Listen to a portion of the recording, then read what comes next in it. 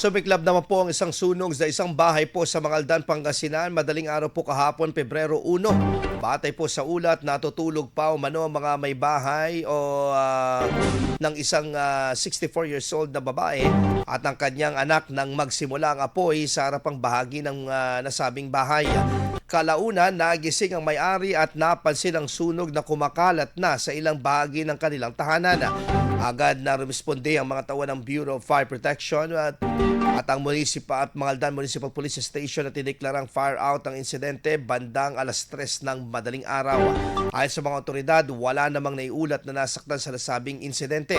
Gayunpaman, tinatayang umabot sa humigit kumulang na 15,000 pesos ang halaga ng pinsalang naidulot ng nasabing sunog.